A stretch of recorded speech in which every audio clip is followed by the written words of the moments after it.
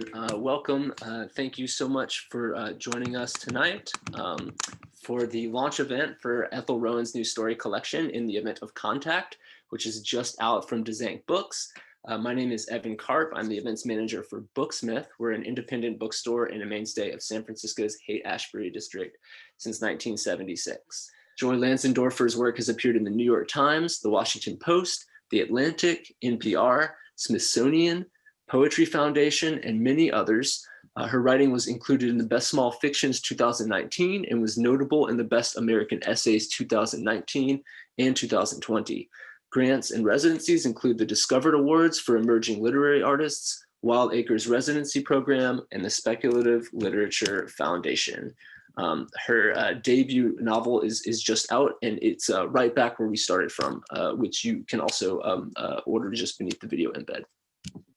Ethel Rohan is the author of In the Event of Contact, winner of the Dzanc Short Story Collection Prize. Her debut novel, The Weight of Him, which came out from St. Martin's Press and Atlantic Books in 2017, was an Amazon, Bustle, Kobo, and San Francisco Chronicle Best Book, and was shortlisted for the Reading Women Award. She's also the author of the story collections Good Night Nobody and Cut Through the Bone, the former longlisted for the Edge Hill Prize and the latter longlisted for the Story Prize. Her work has appeared widely, including the New York Times, the World Literature Today, the Washington Post, PEN America, Tin House, Guernica, and more.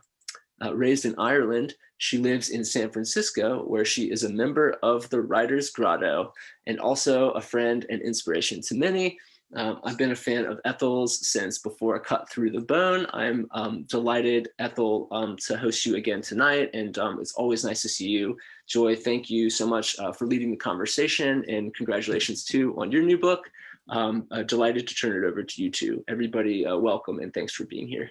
Well, thanks. Well, that was a great introduction. I'm so happy to be here tonight. Yeah. Well, Ethel, congratulations on your book. Thank you so much, Joy. Thank you. And likewise for you. We're both May newbies. Yes. So, congratulations. Thank you. No, I really enjoyed your book. It's very engaging. You're pulled into the stories right away. And I really enjoyed how real the characters are. The emotional interactions are very subtle and true to life. So why don't we start with you, like, giving us a little reading? Do you want to read a bit and give Sure. Yeah. Yeah. I'll give a small flavor. I'll read the opening scene from the third story in the collection, which is titled Everywhere She Went. Inside the pub, there's a press of people and too loud music. We get lucky and nab a couple of empty bar stools, the cushioned seats still warm from strangers' bodies. We sip vodka sodas, his pale freckled hand heavy on my knee. The wooden counter is littered with damp napkins, thin black straws, and drained glasses harboring soaked lemon slices and the remains of ice. Everywhere, drinks in various stages of disappearing. He talks about the chatter and music, complaining about his day at the office, some trouble with a new employee.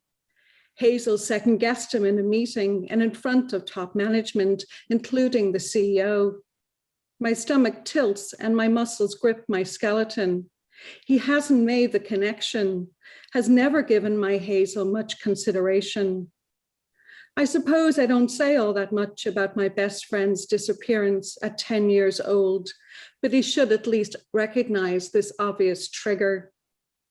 I have told him how Hazel's blue eyes made me want to go skydiving, about her obsession with caterpillars, and what if they didn't want to change into butterflies, her terror that her belly button would someday pop open. I've never talked about what might have happened to her when she disappeared, thoughts that have hollowed me out over the years and caused my eyes to sit too deep in my head. I can't remember exactly the last time I was with Hazel, what we said and did together, our parting words. All I have are scattered memories from those days and weeks before she was taken. Tiny films in my head that operate on automatic and flicker on and off. Flashes of us camping out in my backyard, pretending that tented patch of dirt was our very own island. of our heads peeking from the tense front flaps, finding fresh patterns in the stars, of us tracing each other's faces with our fingertips, pretending to put on the other's makeup, of competitions inside our school's dapple blue swimming pool to see which of us could hold the other underwater longest. You're the only person I'd let drown me, Hazel said. I had a lot more meat on my frame back then, rust red hair and chocolate brown eyes that over the years have lightened and turned evasive. Hazel's face and body were juts of bones like lookout points, and her hair was bark brown. To this day, her sky eyes hang over everything. What I have no trouble remembering is the last time Hazel and I should have gotten together. She disappeared in the early afternoon on a Sunday so hot the tarmac on our road bubbled. Hazel going missing on the Lord's Day when the sun was at its highest and brightest, and while she was on her way to see me, still makes me feel as if I'm confined to an ICU at night, alone and tied up with tubes, everything dark and hissing, laced with static. Wow, that's There. lovely. That's lovely. You're a good reader. Wow. So, well, and I'm glad you started with that story because it really does get into some of the reoccurring themes in your collection, which is that many of the characters in this book are sort of carrying around their history with them and their pain and their trauma with them. You know, in this case, Hazel has been abducted and her friend is an adult who's still carrying this around every day, as she says. And I like, what I like is the way that your book depicts trauma. It's very realistic. Like the characters aren't, crying in their bed or something every day. They're going about their lives. Right. But, the emotional trauma is there and it's affecting their behavior. It's driving a lot of their behavior. So I wanted to start with that. Like, can you talk a little about that and what the effect that trauma has in these characters' lives? Yeah, thank you. I really like the way you set that up because, it speaks to one of my fascination, and I think all writers' fascination when we look at character, it's not only who they are, but the why, right? The why of who they are. I'm fascinated by that. And one thing that I'm very aware of is this idea that our worldview is very much, shaped and misshaped by those pivotal moments and relationships in our life. And as you said, we carry that around. Myself as a trauma survivor, there's a very clear message, from society and often at the personal level to sort of hush, like, that's in the past, let it go kind of thing, survive, thrive, that kind of thing. And, I'm kind of living proof and I'm an advocate for, it's not even so much that I'm carrying around the past, it's that the past is ever present. And not in a way that defines me or that is in any way the whole of me, but it's a part of me and it's a part of, my journey toward recovery. And so, I've told my writing students in the past, a character who, for example, walks into a hospital, if he's there or she's there, for good news, a friend has given birth to a healthy child, their worldview and what they observe, their whole being is going to be very, very differently attuned to an extreme case on the other end of the spectrum where somebody's going into somebody who's gravely ill or passed away, and so our experiences are colored, by our primary emotion, our primary circumstance, our history, as you said. And so I'm always aware of that with my characters. When I'm getting to know them, I kind of, in early drafts, just let them be in the world that they land in my imagination. And I observe as they interact and, the things they do, say, think. And at a certain point, I really need to kind of drill down. And I think it was Charles Baxter who had, that point where there was a moment in a scene that he was writing and his main character was an asshole. Like it was a very, ordinary scene. It was like with a barista, and he was just like nasty. And I hope I'm right in saying it was Charles Baxter, but the author in this case ended up sort of sitting with his character and interviewing him, like, hey, why were you an asshole? And trying to enter the character with, a tenderness and a curiosity. And I do the same. Sometimes I'm just observing and finding out who my character is as I go along, but I will actually also sit with them, and either with my pen or on my desktop, I'll be the interviewer. And it's like, kind of like, what's your thing? What's your shtick? What's your, so I'm examining character, and I suppose I'm also constantly examining myself. There's that sort of conventional wisdom that, a life unexamined is a tragic thing. And I believe that, and the same of the worlds and the characters that we create, to leave them unexamined, or not to examine them as fully as we can to deliver the best story we can, it is at the least missed opportunity. Mm-hmm. Yeah, just earlier today, someone was asking me about character and was asking me, how do you live with sort of a complicated, difficult character who does some difficult things, and your characters often do as well. And my response was, well, I don't look at it that way. I look at it like, are they fully realized? Do they feel like I understand them and they're vivid and real on the page? And then I don't mind if they're, difficult, or if they as long as it's human and it feels real. That's my goal and my purpose when I'm writing. Yeah, that resonates, as a writer and also as a reader. Your novel, you've got 3 female characters from 3 different generations, and in many, many ways, they are deliciously unlikable. They're flawed, they make mistakes. And I think that's what it's about. I don't know if it's a particularly American thing or a white aesthetic, but this idea of, kind of everything tied with a pretty bow, including our characters, that's usually problematic, because, as you say, it's not realistic and it's not interesting. And this idea and the truth of the ability to read and enter the world of books, to to engage us and to expose us to characters we might not ordinarily, and experiences, be exposed to. And the idea that this, draws out empathy with us and understanding. How much do we have to stretch ourselves if the characters are likable and easy to be around? It's the same as in life. It would be too easy, and it would be unrealistic. And what is the benefit to kind of being around people who don't challenge you, who don't stretch you as an individual? And I think true empathy and true compassion is where we might at some point think we can't identify with a person, that their story and their actions are not resonant. And yet when we dig deeper, or whether we're exposed to them through storytelling, I think that's what art is about. It's about us stretching ourselves.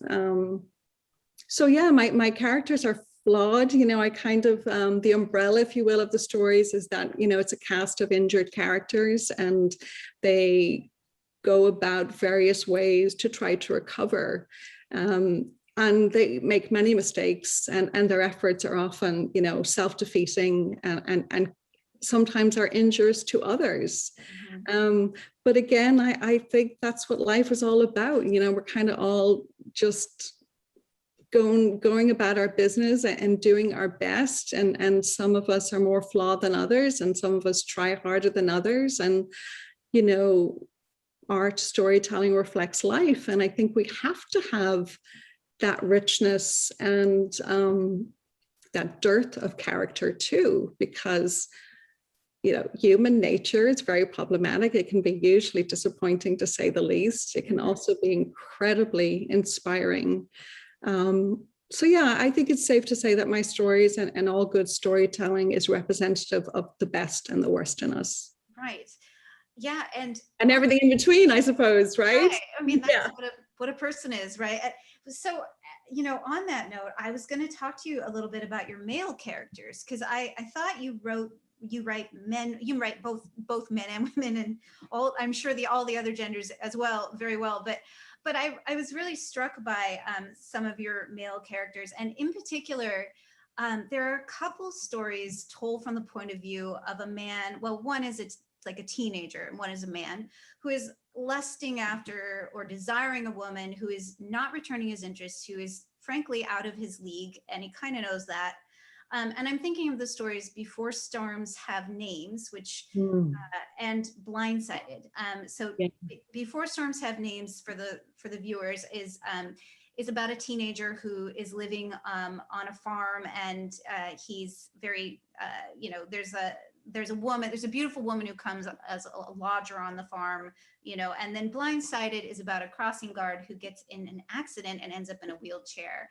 And you do a really great job at getting in this kind of unrequited desire that both of these male characters have for the women that they're around, and how it can flip from longing and fantasy and even tenderness to violence and fury when the women don't reciprocate. But at the same time, these are very human depictions of this. Like, these aren't monster men, but they are doing something that, you know, on one hand is a very human response to rejection, but on the other hand, it feels somewhat dangerous and dark how these men view these women. And it feels like you're almost getting at the origins of mistreatment of women a little bit in how these men are looking at them. So I'm curious about these stories. Like, what is driving these men? Like, how do you view this? Like, that's sort of my interpretation, but I was curious about your take. Yeah, well, you know, my style of writing, my process is that, you know, I kind of show up and see who shows up with me. You know, I don't do a lot of plotting or planning or outlining. I really am kind of going into the dark and seeing, you know, kind of what my imagination lights on. And is often the case, you know, even with my women characters, but your question, I'll focus on male characters, you know, they arrive to me often, you know, wounded or hugely flawed. And my dilemma with my women characters, particularly at this point in my life and in my storytelling, you know, I'm really, really interested in strong women characters. I'm interested in empowered women characters. I'm interested in women with agency and, you know, who are representative and who are mirroring what we're seeing in reality right now. And this is this huge wave of the rise of female power, which is thrilling. And so, you know, I want to be in that realm more. But, you know, my, again, personal history, my identity, my worldview, you know, what I'm fascinated / fixated on, you know, are women who have suffered because of male violence and patriarchy, and, you know, women, girls, you know, both personal and politically, there's a very, very long history of, you know, oppression, repression, prescriptive roles, all of that. So that is my thing, if you will. And, you know, I never enter a story kind of with an agenda or this is what I'm going to write about, this is my theme, none of that. These things kind of just happen organically for me. And that's kind of where my imagination leans, because it is what I'm about. And it is, you know, as a storyteller, one way I have of kind of regaining my own power is through my voice. And I would like my voice, and my voice almost of its own accord wants to depict and portray particularly women characters who have suffered at the hands, literally and figuratively, you know, by men. And so it's sort of what plays out. It's my thing, you know. Each of us as authors and individuals, we have our own obsessions and patterns in our work and the things that we care about. You know, I think it's fairly safe to say that in general, as storytellers, artists, you know, we're always focused on, you know, what we love, what we're angry about, you know, what we want to change, what we want to see done better. And, you know, definitely the world for women and girls, I want to see that done better, if you will. And this idea or the reality of toxic masculinity, that's not going away. And so I don't see how any storyteller, maybe more as a subtext, maybe not as overt as my work, but I don't know how it could be absent from any work of art, because it is ever present and omnipresent. So yeah, that is my thing. And again, with the characters, I kind of be with them, I create the space for them. I let them do what they need to do because I have met them at a certain point in their story, that for whatever reason is crucial. And, there's something there for me to mine as a storyteller. And I hope there's something there that by the time I've sort of crafted this thing called story, that there's something for the reader. And, with issues of toxic masculinity, particularly for the male reader, toxic masculinity is damaging for everybody, for our entire society, our entire world. So it's kind of, I see story as an opportunity for us to look at that. And if I can portray it in ways that are maybe fresh or unusual, I love surprise, I love strangeness, I love quirkiness. And if I can shine a light on that and invite readers to see it through a lens that maybe is a little different and maybe gives them the opportunity to think about things a little differently. And this is a pretty rough world for women and girls. And it's, in so many ways, it's just getting worse and worse and worse. It's certainly not getting better. What can we do about that? It's something we should all care about. Oh, definitely, definitely. It's so interesting how it is with your thing, whatever it is as a writer, it just comes out of you whether you own it or not. Like, I love that you own it. Like, I feel like I, a lot of the times, am in denial about my thing and I try to run away from my topics and they follow you. They just come out of you, whether you like it or not, Absolutely. And I, oh my gosh, I feel that. I really, really do. And I think it's a pretty recent thing for me to own it and to acknowledge it. And I've talked about this before, even that idea that my work would reveal me, I was horrified by that initially. Like, I really resisted. I'm like, what are you talking about? This is imagination. These are made up characters. How does this reveal me? Yeah. Because that just adds the whole exposure and vulnerability and whatnot. And now I'm just like, okay. And again, my knowingness and my awareness of it does not shape the work. It does not dictate what I write about. And I have, as you say, I have actually tried. I've sort of sat down with a blank page. I'm like, okay, this time I am not telling a story about X. I have told that story on that theme. I've written it to death. And lo and behold, so like you said, they follow us, they haunt us, they come true. And then you just have to trust the work. They have their own intelligence, these stories and these characters. And if we think about how unique we each are, how unique our voice is, there's a certain sense of, I was set here to tell these particular stories. There's so many stories to tell. There's room for all of us. This is my thing. This is my lane. And it's interesting, I'm in San Francisco. I came here from Ireland, almost 30 years ago. And there's 4 stories in the collection out of 14 that focus specifically on the kind of immigrant experience. And they're the stories that thus far readers seem to be really, really reacting to, and very positively. And I'm sort of fascinated by that because I'm thinking I'm only just now starting to explore this, splitness as an immigrant. I've sort of dealt with it before, the split, the fracture of trauma, but this split as an immigrant is sort of new material for me. And I think it's interesting that it took sort of almost 30 years for me to kind of distill and have perspective on that experience. I think that's why it's showing up in the work now. But again, I'm sort of like, okay, that's more of my lane. Yeah. People are responding to it. There's something, maybe I hope that they're seeing that reads as authentic, and that, I can bring it because I've lived it and I've felt it. Mm-hmm. So I'm like, okay, I'm going to just keep sticking in my lane. I'm going to keep doing my thing, Yeah. Well, and So yes, many of these stories are set in Ireland and or are about Irish people living here in California or other parts of Chicago, I think. And Yeah. you are from Ireland, so it's natural for the reader to wonder, like, how much of this is based on your life? Are there real people from your life in here? Are there real situations, or is it mostly imaginative or combination? Talk a little bit about that. It is combination. It's definitely combination. But there's a huge part of me in every story, and I, sometimes that means that I have literally experienced, moments in the stories. I'd say though it's safer to say that it's more I've experienced things emotionally, that I have scenes and I have characters and I have turning points where it's like I know what that feels like.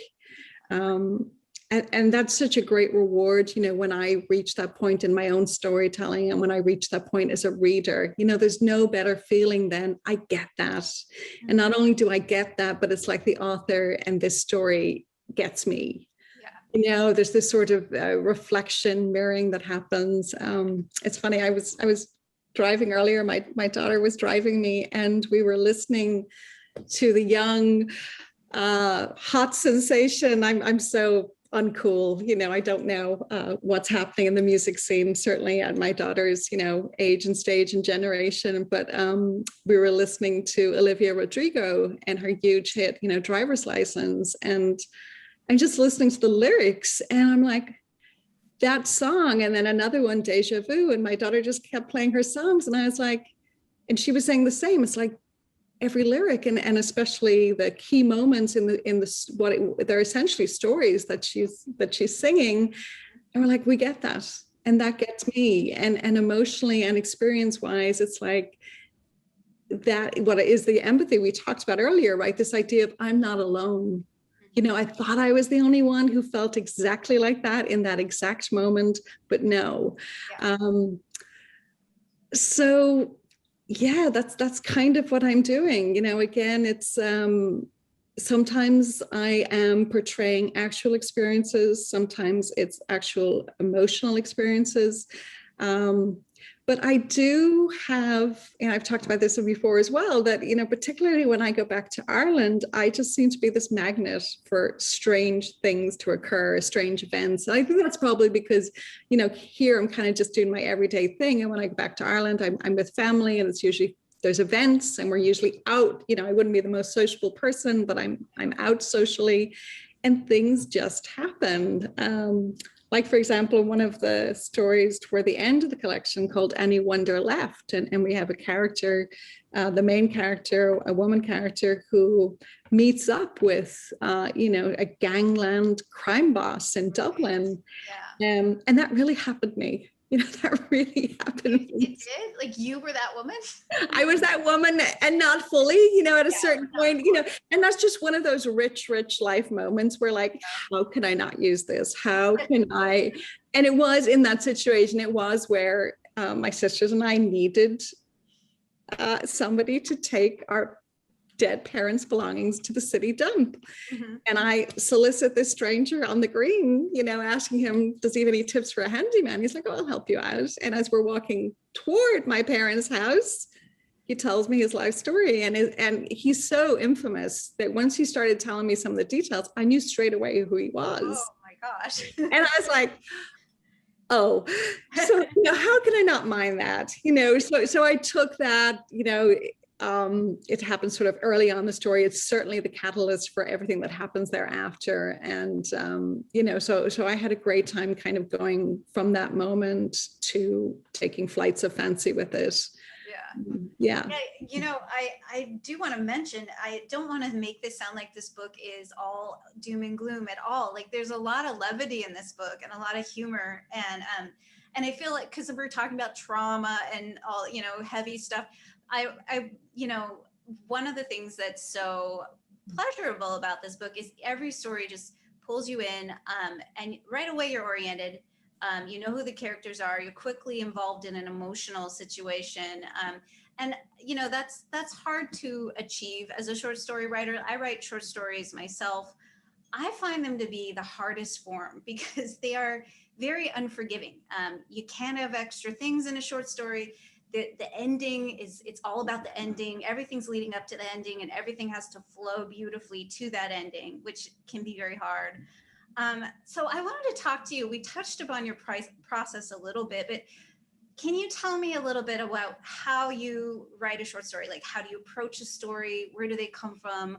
What do you do when you're stuck? Like, I frequently get stuck. Yeah, talk a little bit about that. That would be interesting, I think, for people to hear. Yeah, I agree. The short story is a beast. So I sometimes I think I'm just, punishing myself by my ongoing love affair with the form, but I do love it. And again, I told you, I did warn you, I'm very uncool, so we're going back to even being a teenager. I love the short story form. I don't know how many teenagers like short stories, but I did. Yeah, there you go. Yeah, and in some ways that's kind of my personality, that I would keep chipping away at something that I find extremely difficult and that I want to get better and better at. And it's like when you read a really great short story collection, and I've read all these streams, like from, Elizabeth Strout, like Olive Kitteridge. I just adore that. And Olive again, I love her short stories. And, a short story writer like Meilan Tan, who, again, writing about such different material, but absolutely brilliant. And the thing you said, just gripping you from the outset, carrying you along, and that ending, I think that's the thing about short stories. You said they're so difficult. Like, even when I think about, Flannery O'Connor, whose work I love, and you arrive at the end of a short story, and her work in particular. And again, I think that was her shtick, to sort of be strange and to really invite the reader in. And there's just so much going on in those stories. And, I often read a story and have one take on it, and I reread it and I have a different interpretation, and particularly of her endings. So they are difficult. They're a beast. I go into them, I think, what am I doing? Every time it is, and I've heard other writers say this, so it makes me feel better, but it is almost like, here I go again. I don't know what I'm doing. It's like I'm starting out, sort of in this place of not knowing. Yeah, it's not knowing. And of course, storytelling is telling ourselves the story. Endings are brutal. I think it was Ollie Tilson who said, though, Tilly Olsen, oh my God, Tilly, excuse me, Tilly Olsen, who said, read your story, read your story. And so I do that when I get stuck, when I'm several drafts in, even from the early drafts, I'll sort of have that beginning, middle, and end, just to kind of get a fully formed thing to work with and chip away at. But I know it's not the right ending, it may not even be the right beginning or middle, but when I'm sort of deep in the story and I'm nearing final drafts, I'll keep revisiting the ending, because they are so hard to get right. And I do that. I keep reading the story, or I keep talking to the characters, and I think we are all prone to do that. I'll tend to overwrite past the ending. And so in revision, it's kind of figuring out when is the moment to stop. Yeah. And this kind of ties back into your question earlier about, writing women characters. One of the stories, Blue Hot, there's that final scene, which is a really difficult scene, where the main character is in a abusive partner relationship, and it's a violent closing scene, and that's the way it was for the longest time. And then of course I had the opportunity, after winning the prize, to revisit the stories and revise them, which I did. And that story I wrote past that final scene that is now included in the collection, because honestly I think I panicked. I thought, that's not where I want to leave the character, and it's not where I want to leave the reader. And it was very much, my compassion for the character. I wanted her to have a better ending. But then you get to the point where you realize that's not truthful. It wasn't honest. She didn't get a better ending in that particular part of, the story that, I was called to tell, if you will. In my imagination, and in my lived experience, the character does go on to become a much more empowered individual with agency. But for me to kind of drop it in a paragraph or two that wrapped up the story, it was dishonest. And so I pulled back and then I left the story as it was, originally for a long, long time. So it is a mystery. It is such a mystery storytelling. And I think particularly with the short story form, because as you said, it's such a constricted space. And it's, as you said, that's great. So unforgiving, it's quite merciless. And I just keep doing it though. And I have success with this. I've written the longer form, I've written novels, and for whatever reason, I don't know, you just kind of have to follow the energy and momentum as an artist. And thus far, these are kind of the work that has a lot of electricity around it, a lot of energy. The stories feel charged and they keep pulling me back to the page. And the novels, I think my process, I suspect it's maybe true of other writers too, that I think I need to leave them to marinate longer, or I'm not quite sure what's going on, but I do look forward, after the sort of the virtual touring and all of that, and when some of this cools down a little bit with this book, I really look forward to going back to 2 novel manuscripts in particular that I've worked on for a long time and I feel are close to being finished. And, I'll just see what happens with that. But I have a feeling that that's sort of the little fires that are lighting up. It's in that direction next. Yeah. Well, yeah, I always say, what it feels like to write a short story to me, they're very satisfying when they go well and when they're finished. But often it feels like what I've done is I've set up a puzzle that only I can solve, and there may not be a solution to the puzzle. And so that's what it feels like. But when they work, it's one of the most satisfying things. We have about 15 minutes left. I know we want to do a Q&A. I would like you to read a little bit more. Sure. Maybe, yeah. Why don't do you think we have time for one more question? Do you want to do reading? What do you think? Why don't I do a quick reading and we'll open it up? Yeah, that sounds good. I'm actually shocked. That's a compliment to you, Joy. I can't believe we're that far into the evening. So well done. Thank you. I've been in your role and it's not easy. So thank you so much. Okay, I will read the opening scene from Rare But Not Impossible.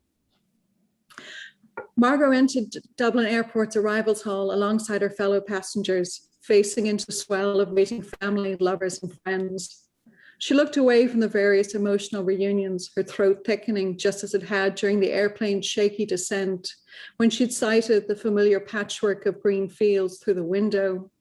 Every time she returned, that first glimpse of home made her teary. She scanned the last of the expecting crowd, knowing no one was there to meet her, and yet half hoping.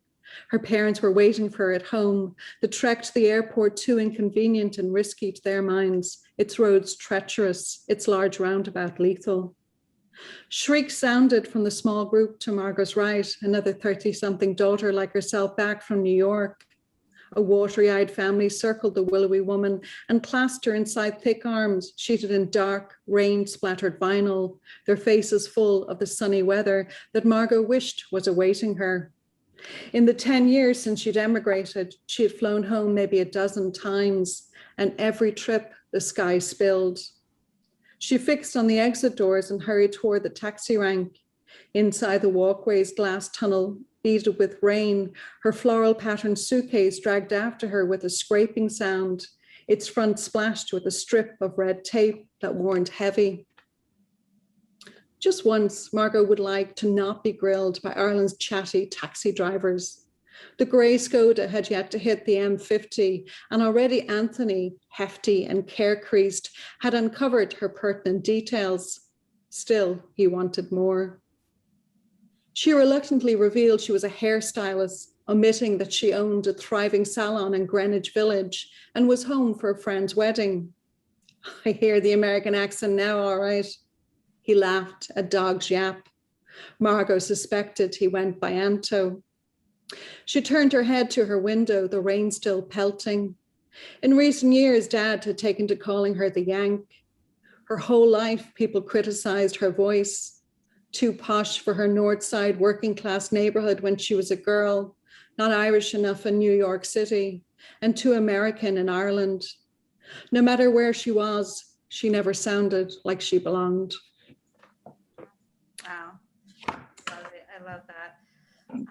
All right. So should we do a Q&A? Is anybody here? I think there's people watching. I'm not sure how this works. Yeah, is Evan? There you are, Evan. Hi.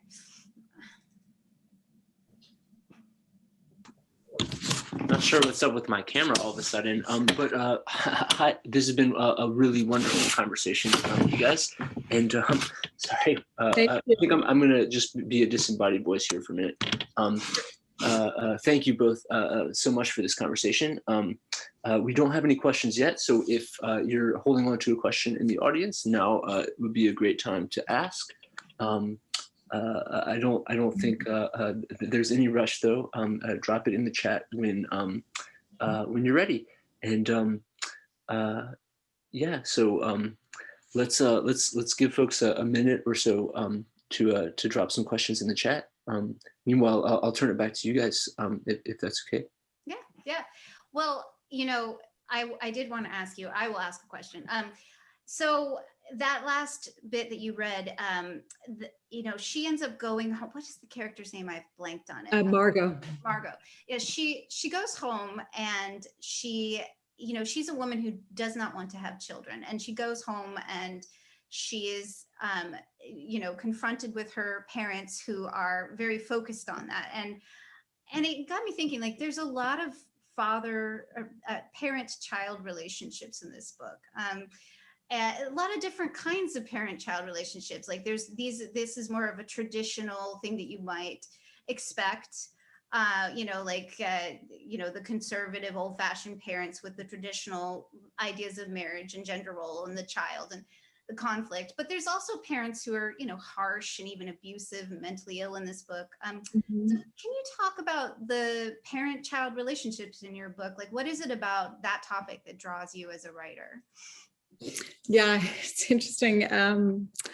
One of the interviews I did recently was for the Rumpus, and it was actually my daughter, my oldest daughter, who interviewed me. And we talked together. Oh, I read that. Yeah, that was. Yeah. We talked together over the course of like several days on and off about the interview, and she made that point. It's like, thank you, Mackenzie, which is like, you're a great mom, and to read those stories and read the dysfunction, and she would have, knowledge of my own history. And I think I am a product of, a particular time in Ireland, and, from a working class, neighborhood where the roles were very traditional. I don't think I knew any other family where the mother worked outside the home.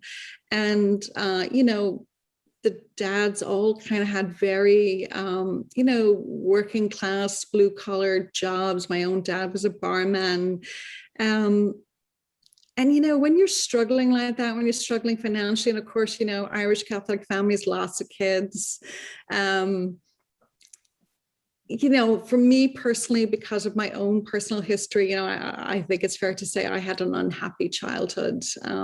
That's not to say it was miserable or all unhappy.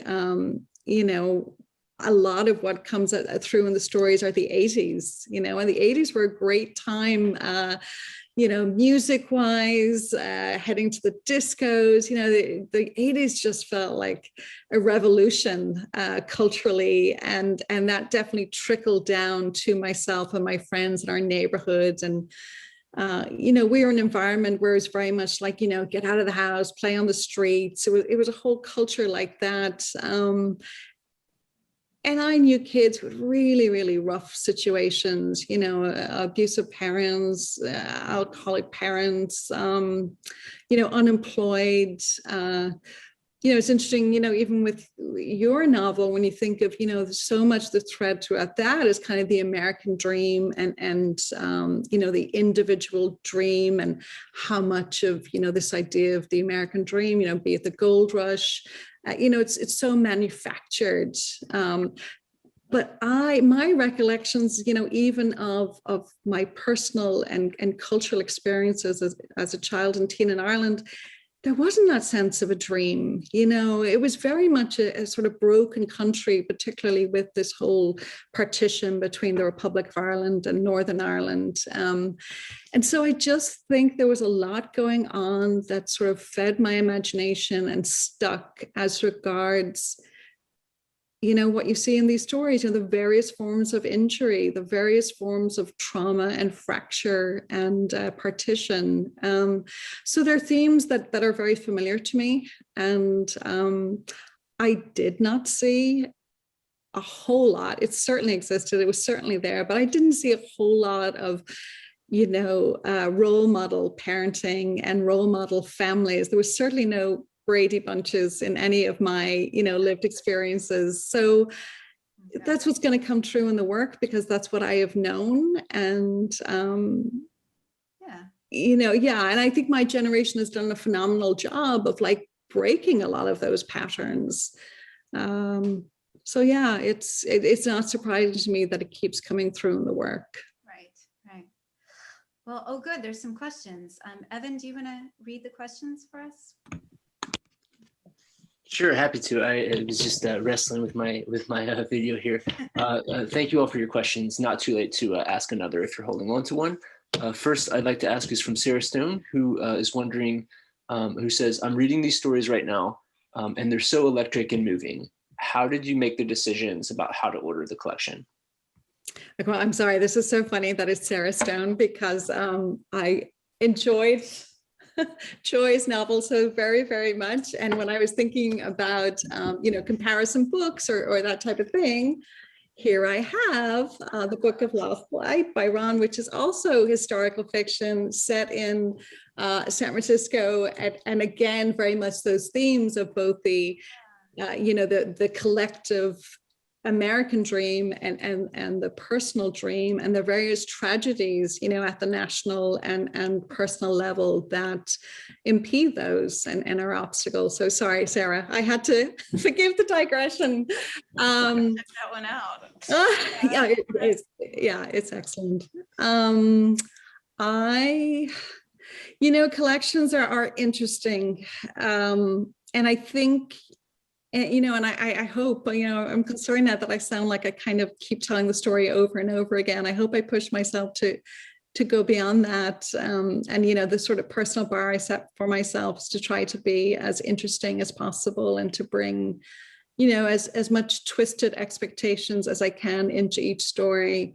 But it became very clear that, a common thread through the sort of short stories that I had, I was going to say amassed, but that sounds very pretentious. But, that the amount of unpublished short stories that I had that I felt were strong and were worthy of being collated together in a collection, the theme was very clear. This idea of missing parts, missing parents, missing desires, missing fulfillment, all of that, the various forms of the missing and the absent. And then the title was really something that kind of glued everything together for me. Like you talked about the puzzle, Joy, it really felt like a Rubik's Cube almost. Like I felt like I had got to the point where the puzzle snapped together.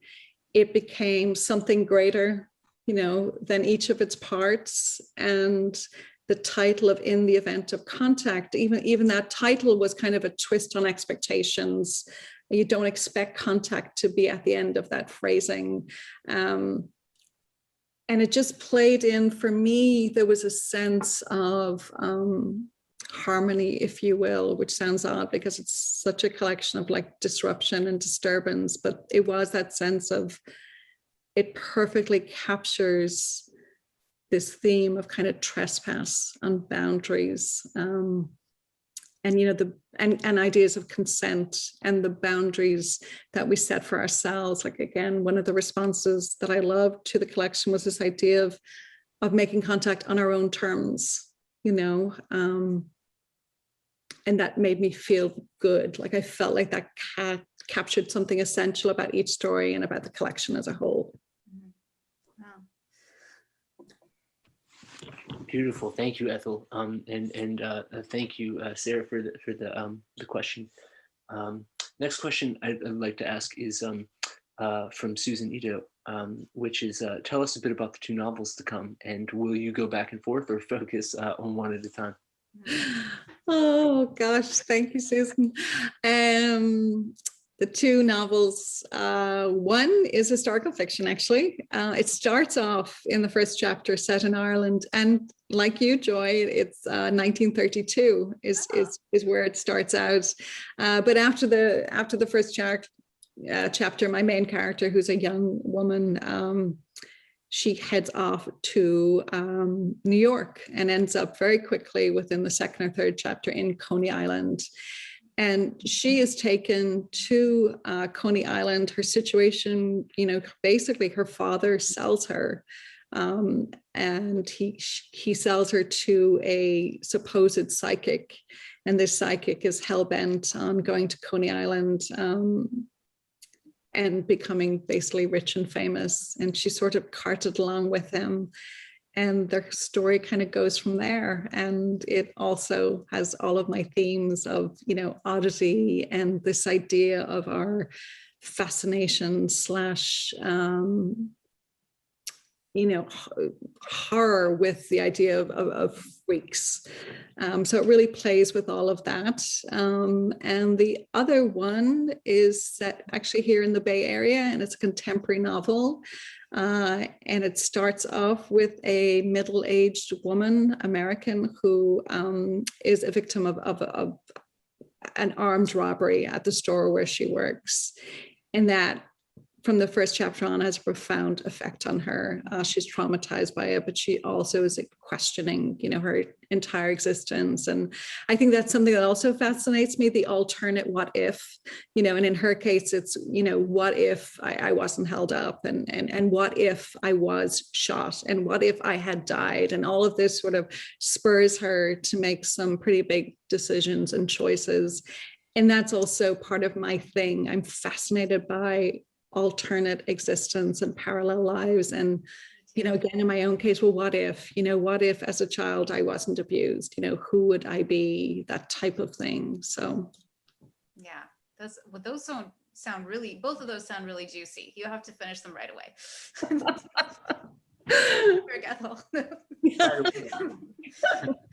Just like that. Thank you, Susan. Next question that I want to ask you. You mentioned that you like parallel existences, and so I'd like to ask Cliff's question, which is, do you think you'd like to revisit characters in future stories, or for instance, have characters from different stories meet each other, catch up later in life? Is that something that you employ in your stories, Ethel? Is it something that you like to experiment with? Cool. It's interesting. I love that idea. I absolutely love that idea. Like, I love the idea, even, what if I mixed up my characters? What if I had a character from, like, Everywhere She Went go on to meet a character from, say, Before Storms Had Names? I don't know. But, just that idea of kind of picking them up and dropping them in, that all fascinates me. And I would never say no to anything, but I would say thus far, and with these stories, and obviously, I have spent a lot of time with these characters in these worlds, and I love them. But they feel done to me. They feel like they came to me at a certain point, and we journeyed together, through their beginning, middle, and end. And as much as I said, particularly some of the characters more than others kind of live on in my imagination, and I have a sense of kind of, because it's never the end, right? It's never finished, but I kind of have a sense of how they go on to be and how they go on to do in the world. But I don't have that impulse. As interesting as that sounds, like anything I've written to date it feels done. And that's not to say that I don't, in my mind, think, oh, I could have done that. And I don't keep polishing and tinkering.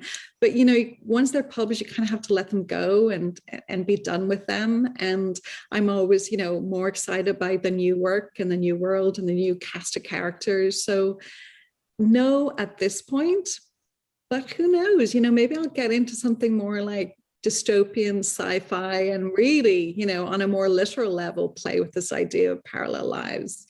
There's that great movie, it's really old, but I think it was Gwyneth Paltrow, Sliding Doors. Sliding Doors, yeah. Yeah, those type of, those setups, I love that. I find that fascinating. So who knows? And that is something I might as well put it out in the universe. That is, I would love to get into TV and maybe even film, but particularly TV. That's a goal of mine.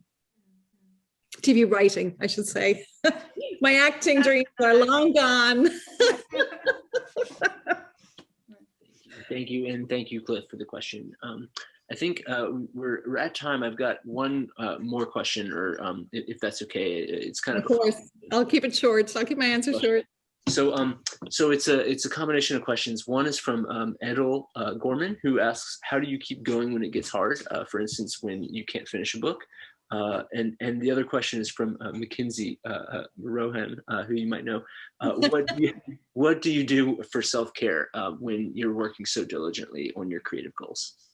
On the first question, Ethel, thank you for being here. I just keep going, I know what I want. I care enough about the work and what I do.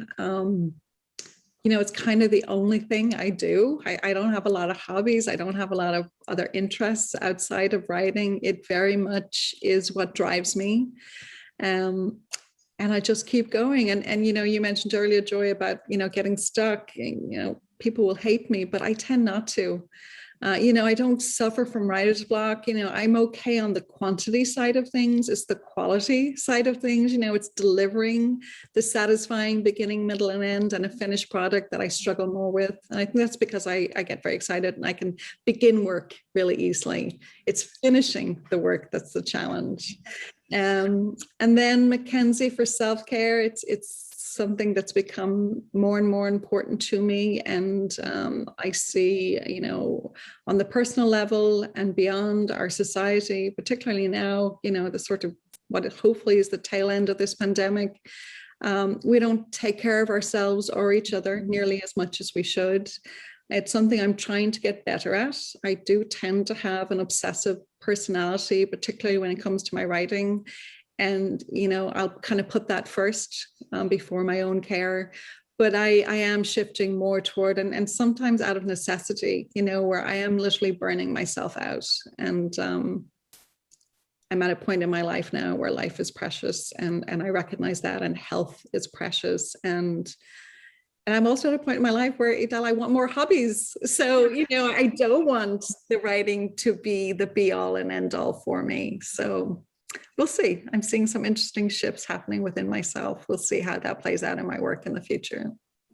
Yeah, that's important. And it's so easy as a writer to just make it your world, because it's, it's your passion. Yeah. I totally feel you on that. Yeah.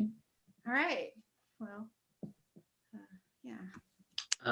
Thank you, Ethel, and thank you both, Ethel and Mackenzie, for your questions. I think that was beautifully answered, Ethel, and this was really a really insightful conversation, and just delightful as always to see you, Ethel, and Joy. Really nice to meet you, and I love that this was y'all's first conversation. That's really wild. Yeah, we've never met, but. Our work has connected us now. So Evan, I want to thank you so much. All these years you've been unfailing and incredibly generous and supportive, and I really appreciate it. Thank you to the Booksmith. Thank you, Joy. Thank you so much. You really stepped up and I appreciate it. And to everybody who's here, everybody, I've got an incredible community, the Writers Grotto, the Booketeers, friends and family. I love you all, and thank you very, very much. Yeah, thank you both. Thank you, Booksmith. Thank you, Ethel. Congratulations on the book. It's terrific. Thank you, everyone. Bye, everybody. Thanks a lot. Go get the books. Take care. Thanks. Bye. Bye. Have a good night.